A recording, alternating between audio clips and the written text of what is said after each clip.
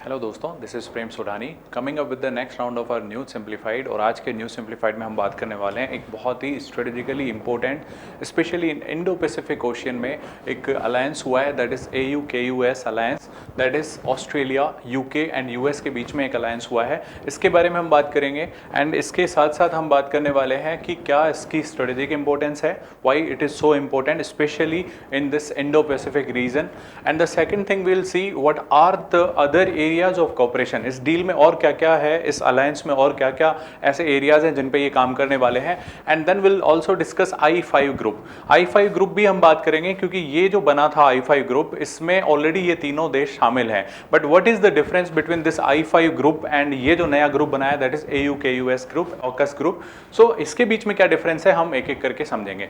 तो चलिए शुरू करते हैं। सबसे पहले तो AU-KUS जो ये ग्रुपिंग है, आप अगर यहाँ देखेंगे that is Australia and here somewhere it is UK and this is the US। So this is the collaboration between these three countries.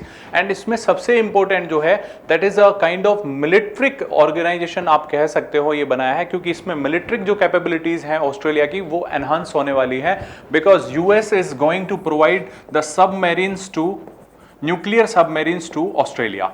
ठीक है, nuclear submarines. And what is more important कि जो US है उसने last time सिर्फ एक बार अपने nuclear जो सबमरीन्स हैं उनको शेयर किया है with UK and that too it was 1958 में।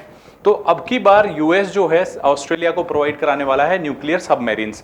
अब आपको इतना तो समझ में आ गया होगा ये क्यों हो रहा है, बिकॉज आपको पता है China has been so aggressive and so assertive specially in this area. आपको पता होगा जो ये साउथ चाइना सी है यहाँ पे खास करके बहुत ज्यादा चाइना एग्रेसिव है। इसको काउंटर करने के लिए ही ये एक तरह से ग्रुप बनाए जा रहे हैं यहाँ पे। हालांकि नाम नहीं लिया गया है चाइना का, but it is still understood कि ये क्यों बनाया जा रहा है, in order to secure the Indo Pacific region. ठीक है, इंडो पैसिफिक रीजन में ये अलायंस आया है। And what is the importance of this organisation for Australia? तो ऑस्ट्रेलिया की military capabilities specially naval capabilities बढ़ने वाली है and it is the first time कि ऑस्ट्रेलिया के पास न्यूक्लियर सबमरीन्स आने वाली हैं, राइट। और ये इंपॉर्टेंट इसलिए हो जाता है क्योंकि ऑस्ट्रेलिया एकमात्र ऐसा देश होगा जिसके पास न्यूक्लियर सबमरीन होने वाली है, जिसके यहाँ पे सिविल न्यूक्लियर इंडस्ट्री नहीं है बट उसके पास न्यूक्लियर सबमरीन होगी। So this is a very very important organisation. ठीक है, मैंने आपको ये बता दिया कि क्यों बना है, बिकॉज आपको पता है चाइना का एग्रेसिव बिहेवियर को कंट्रोल करने के लिए। बाकी ये क्या है, एक तरह से सिक्योरिटी पार्टनरशिप है जिसमें मैंने आपको बताया जो मिलिट्री कैपेबिलिटीज हैं वो एनहांस होंगी। तीन कंट्रीज हैं, Australia, UK and US। That's why this short जो एक्रोनिम बनता है that is AU-KUS, AUKUS group, right. मैंने आपको बताया कि क्या होगा इससे। एक तो क्या होगा, इंडो पैसिफिक रीजन जो है वहां पे इनकी स्ट्रेटेजिक डेप्थ बढ़ेगी। ठीक है, एंड इनका जो ये जो कंट्रीज हैं इनका पहले से भी यहाँ पे एक ग्रुप है दैट इज I5 कंट्रीज, जिसमें कनाडा एंड न्यूजीलैंड और शामिल हो जाती है। मैं आगे आपको दिखाऊंगा ऑन मैप। तो इनका ऑलरेडी यहाँ पे ग्रुप था, फिर यहाँ पे ये ग्रुप आना, फिर यहीं पे आपको पता होगा क्वाड कंट्रीज भी एक्सरसाइज करती हैं। क्वाड में आपको पता होगा कौन कौन है, 4 कंट्रीज, US भी है, ऑस्ट्रेलिया है, along with these 2 Japan and India. So ये भी यहाँ पे ग्रुप काम करता है इंडो पैसिफिक में, and then it is India. So Quad का होना, then AU-KUS that is AUKUS group का होना, I5 का होना, दीज ऑल शो कि यहाँ पे कुछ तो बहुत ज्यादा इंपॉर्टेंट है, and that is nothing but the China का जो यहाँ पे कैपेबिलिटीज बढ़ती जा रही हैं, उसका असर्टिव बिहेवियर बढ़ता जा रहा है, उनको काउंटर करने के लिए ही ये सारे इनिशिएटिव्स लिए जा रहे हैं, चाहे वो क्वाड हो चाहे ये हमारा ऑकस ग्रुप हो, राइट। अब यहाँ पे एक चीज मैं आपको बताऊंगा आगे, 5 आईज ग्रुप क्या है, 5 आई अलायंस क्या है, और ये पहले से मौजूद था, अब और ज्यादा स्ट्रेटेजिक डेप्थ बढ़ेगी, खास करके इन तीनों कंट्रीज की, इंडो पैसिफिक ओशियंस की बात करें तो। अब यहाँ पे ऑस्ट्रेलिया को सबमरीन दी जाएंगी। मैंने बताया आपको US पहली बार अपनी सबमरीन शेयर करता है 1958 में विद UK या फिर ग्रेट ब्रिटेन, और उसके बाद ये अब पहली बार करने वाला है। इसके बाद अगर सबसे इंपॉर्टेंट बात करें तो यहाँ पे अंडर वाटर जो स्ट्रेंथ है, जो अंडर वाटर कैपेबिलिटीज हैं, वो बढ़ने वाली हैं इन मेंबर्स की, चाहे वो ऑस्ट्रेलिया हो, इंडिया के पास ऑलरेडी न्यूक्लियर सबमरीन्स हैं। तो अभी तक सिर्फ 6 ऐसे देश थे जिनके पास सबमरीन्स हैं। आप अगर देखेंगे that is US, UK, then it is France, then Russia, China and India. These 5 were the countries, 6 were the countries जिनके पास क्या थी, सबमरीन्स थी, न्यूक्लियर सबमरीन्स। लेकिन अब वो ऑस्ट्रेलिया भी अक्वायर करने वाला है, and that is the news, that is the importance. ठीक है, बहुत ज्यादा इंपॉर्टेंट है। अब पहले तो ये बात कर लेते हैं कि न्यूक्लियर सबमरीन्स मिलने से होगा क्या। तो न्यूक्लियर सबमरीन्स जो है, आप ध्यान रखना, कन्वेंशनल जो सबमरीन्स होती हैं वो जनरली डीजल या पेट्रोल इलेक्ट्रिक होती है, मोस्टली डीजल इलेक्ट्रिक होती है। ठीक है, अब आप जब न्यूक्लियर रिएक्टर यूज कर रहे हो, न्यूक्लियर पावर यूज कर रहे हो, तो उससे क्या होगा, आप ध्यान रखना, ये न्यूक्लियर, ये नहीं है कि इसमें मिसाइलें लगी हुई हैं, वो तो सभी में लगी होती हैं। इसमें जो आपका थ्रस्ट मिलता है, मूविंग थ्रस्ट जो चलती हैं, उसमें न्यूक्लियर फ्यूल का यूज होता है। मतलब इसमें न्यूक्लियर रिएक्टर होता है जिसकी वजह से ये सबमरीन ऑपरेट करती है, चलती है। ठीक है, अब इससे क्या होगा, पहली बात आपको पता है, स्मॉल न्यूक्लियर जो है वो बहुत ज्यादा सस्टेन कर सकता है for a longer period of time.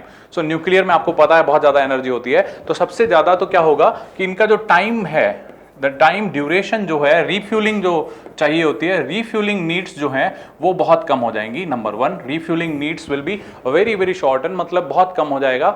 इसकी वजह से इनको बार बार ऊपर आने की जरूरत नहीं है। जो कन्वेंशनल सबमरीन्स होती हैं उनका फ्यूल बहुत जल्दी खत्म हो जाता है, मतलब आप लगा लीजिए कितना वो कैरी कर सकते हैं, लेकिन न्यूक्लियर वाले को बाहर आने की जल्दी जरूरत नहीं पड़ती। दूसरा यहाँ पे एडवांटेज और होता है, when it comes to the nuclear power, तो nuclear power is always air independent, मतलब एयर इंडिपेंडेंट होती है। बट अदर जो कन्वेंशनल्स होती हैं they are air dependent, and इसीलिए उनको बाहर भी आना पड़ता है, सरफेस पे आना पड़ता है। बट जो ये है ये बहुत लंबे टाइम तक अंदर चल सकती है। इससे एक और फायदा मिलेगा आपको न्यूक्लियर सबमरीन से, न्यूक्लियर सबमरीन्स की वजह से, न्यूक्लियर पावर की वजह से इनकी स्पीड बहुत फास्ट हो जाती है। ठीक है, तो ये सारी चीजें हैं आपकी, ये क्वाइटर होती हैं, न्यूक्लियर जो पावर चलती है, ये जो सबमरीन चलती है ये थोड़ी क्वाइटर होती है। तो इस वजह से, इन सारी वजह से इनको डिटेक्ट कर पाना बहुत ही मुश्किल हो जाता है। साथ ही में इनकी जो कैपेबिलिटीज है आपने देख ली, बहुत ज्यादा फास्ट मूव करती हैं। तो इन सब कैपेबिलिटीज के चलते इंडो पैसिफिक रीजन की सिक्योरिटी डेफिनेटली एनहांस होने वाली है, right. So this is the importance. अब हम बात करें कि क्या ये जो कॉपरेशन है, AU-KUS जो अलायंस है, that is only limited to the nuclear और military capabilities? No, it is not. तो यहाँ पे और भी है, मल्टी सेक्टोरल जो है अलायंस हुआ है जिसमें कॉपरेशन होगा। Cooperation is on the emerging technologies, specially जैसे आर्टिफिशियल इंटेलिजेंस हो गया, क्वांटम टेक्नोलॉजी का एरिया हो गया। इसके साथ ही हमने देख लिया अंडर सी कैपेबिलिटीज में सबमरीन्स जो हैं उसके ऊपर भी काम होगा। So these are the important things या इंपॉर्टेंट एस्पेक्ट्स जहां पे ये जो अलायंस है काम करने वाला है। आई होप आपको समझ में आ गया होगा। अब हम बात करते हैं इस एरिया की। इस एरिया में आप देखेंगे, मैंने आपको बताया चाइना बहुत एग्रेसिव है यहाँ पे। तो हमने देखा अभी ये जो ग्रुपिंग हुई है that is between USA, right, and this is UK and then Australia. अब इसके साथ अगर आप 2 कंट्री और ऐड कर दो, that is New Zealand and one more that is Canada. तो US और Canada, UK, Australia and New Zealand, इन सब का 5 का ग्रुप बनाया हुआ था। That was during in the time of cold war इन्होंने ये ग्रुप बनाया था।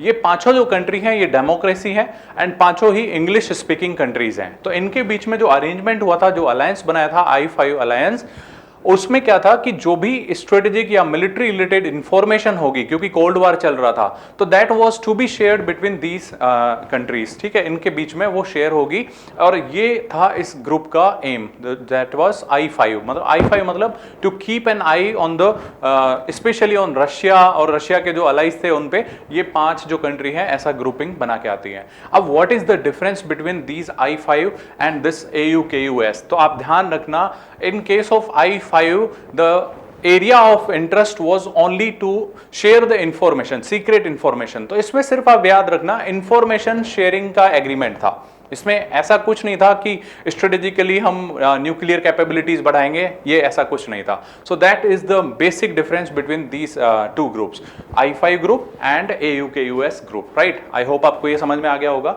अब यहाँ पे आप ध्यान रखना, इंडो पैसिफिक जो रीजन है इसकी काफी ज्यादा कैपेबिलिटीज बढ़ जाएंगी, और US का भी यहाँ पे स्पेशल कंसर्न रहता है। चाहे वो क्वाड ग्रुप में ले लो, US वहां है, चाहे यहाँ पे आप I-5 की बात करो, US यहाँ भी है, चाहे आप US की बात करो इस ग्रुप में AU-KUS इसमें भी है। ऐसा ही ऑस्ट्रेलिया के साथ है। Australia is also the part of quad initiative.